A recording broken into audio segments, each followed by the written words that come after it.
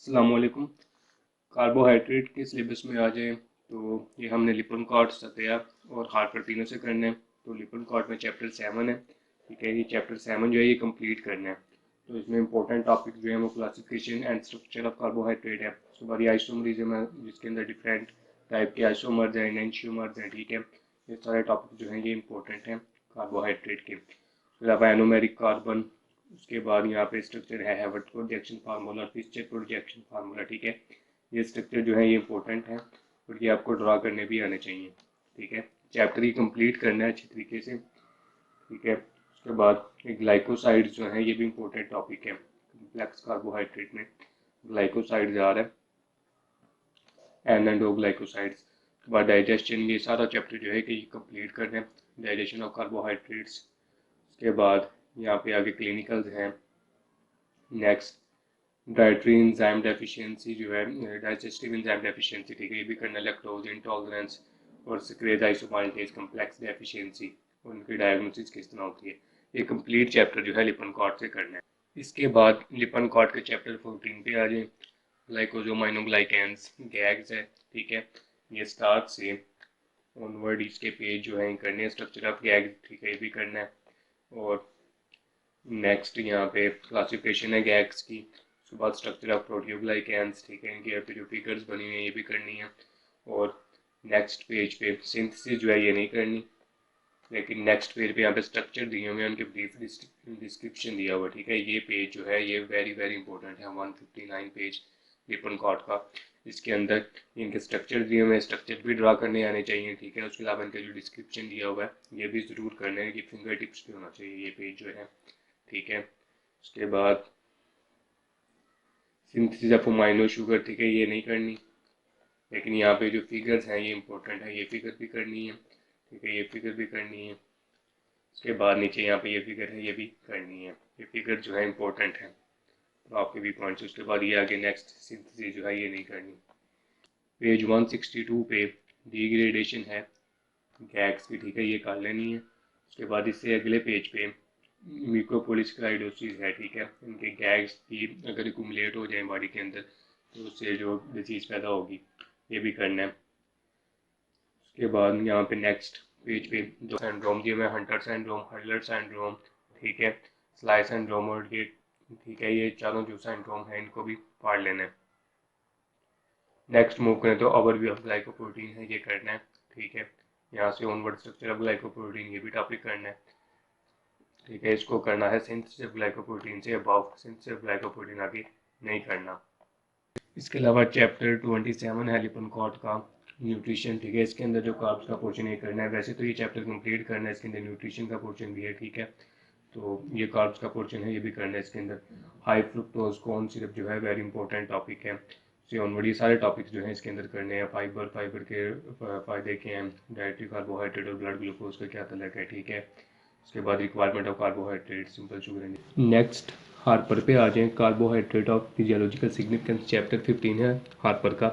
ठीक है, ये चैप्टर भी कंप्लीट करना है। इसके अंदर बायोमेडिकल इंपॉर्टेंस है फर्स्ट ऑफ ऑल कार्बोहाइड्रेट्स की। ठीक है, इसको रीड करना है। उसके बाद कार्बोहाइड्रेट की जो है डेफिनेशन है, क्लासिफिकेशन है कार्बोहाइड्रेट की। ठीक है, इसके अंदर कंप्लीट चैप्टर करना है। सारे जो टॉपिक्स हैं ये वेरी इंपॉर्टेंट है और टेबल्स भी इसके मस्ट तैयार करने हैं। और यहाँ पे स्ट्रक्चर्स भी दिए हुए हैं, different ways to show structure of carbohydrate. ठीक है, ये भी करने हैं।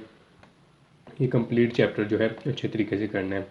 ठीक है, sugar exhibit various form of isomerism, isomerism carbohydrate का वेरी इंपॉर्टेंट टॉपिक है। उसके बाद यहाँ पे स्ट्रक्चर दिए हुए हैं, स्ट्रक्चर्स भी ड्रा करने आपको आने चाहिए। लिंकेज तो आगे डाइसेक्राइड और पॉलीसेकेराइड्स के अंदर जो लिंकेज हैं वो तो मस्ट याद होने चाहिए।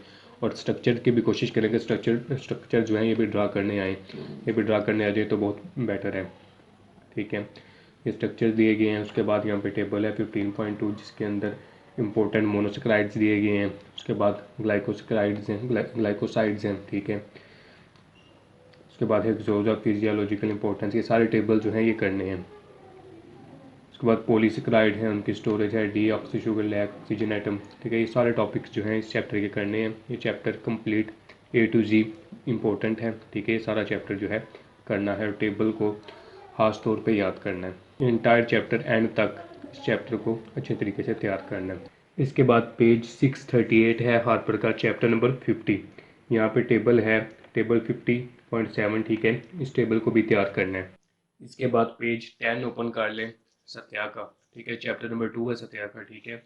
इसके ऊपर यहाँ पे टॉपिक्स है ग्लाइसरॉल्डिहाइड रिडक्टेंस कार्बोहाइड्रेट, ठीक है। इस टॉपिक को पढ़ लेना है।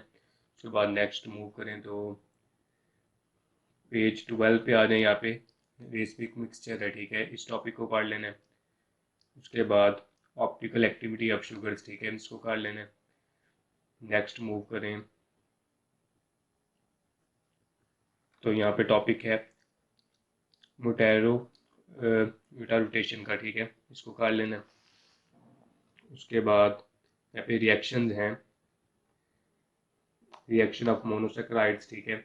ये रिएक्शन सारे करने हैं जिसके अंदर इनोलाइजेशन है, ठीक है। उसके बाद onward oxidation, oxidation reduction reducing properties, ठीक है। ये सारे रिएक्शन जो है करने हैं।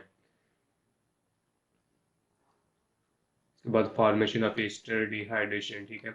बट ग्लाइकोसाइड जो है ये हार्पर से भी पढ़ा है, लिपनकॉर्ट से भी पढ़ा है, यहाँ से भी पढ़ लेना, ठीक है। और यहाँ पे जो ग्लाइकोसाइड्स की इंपॉर्टेंस है इसके वेरियस, ठीक है, फिजियोलॉजिकल इंपॉर्टेंस ऑफ ग्लाइकोसाइड, ठीक है। ये वेरी इंपॉर्टेंट क्वेश्चन है, ठीक है। तो आपके व्यू पॉइंट से इसको जरूर करना है। बट डेरिवेटिव है मोनोसेक्राइड्स की, ये टॉपिक भी करना है। और डाइसेक्राइड जो है ये भी यहाँ से पढ़ना है। यहाँ पे भी काफ़ी अच्छा लिखा हुआ है, डिफरेंट डाइसेक्राइड लिखे हुए हैं जिसके अंदर माल्टोज है, उसके बाद माल्टोज सुक्रोज है, ठीक है। इन्वर्जन ऑफ सुक्रोज ये इंपॉर्टेंट टॉपिक है। इन्वर्ट शुगर या इन्वर्जन ऑफ सुक्रोज क्या होता है। उसके बाद लैक्टोज जो है ये भी करना है। यहाँ से डिफरेंट डाइसेक्राइड यहाँ पे दिए हुए, इन सबको करना है। उसके बाद लैक्टुलोज है। उसके बाद क्लासिफिकेशन है पॉलीसेक्राइड्स की। पॉलीसेक्राइड्स के आगे दो ग्रुप में क्लासिफिकेशन है, होमोपॉलीसेक्राइड्स और हेटेरोपॉलीसेक्राइड्स। इसको देख लेना। यहाँ पे डिफरेंट टाइप्स हैं पॉलीसेक्राइड की, डेक्स्ट्रिन और डेक्स्ट्रॉन, ठीक है। इनियोलिन, ग्लाइकोजन, इन सबको पढ़ना है, ठीक है। ये वैसे भी दूसरी लिपन और हार्पर में भी इसका थोड़ा बहुत जो है जनरल व्यू वहाँ पे मिलेगा, लेकिन यहाँ से भी इसको देख लेना, ठीक है। काइटन को भी। और हेट्रोपोलिसक्राइड्स के अंदर गैग्स आ रहे हैं, ठीक है। उसको आगे गैग्स को आगे यहाँ से पढ़ने की जरूरत नहीं है, वो लिपन कॉर्ड से सफिशिएंट है, ठीक है। सेलुलोज पढ़ लेना।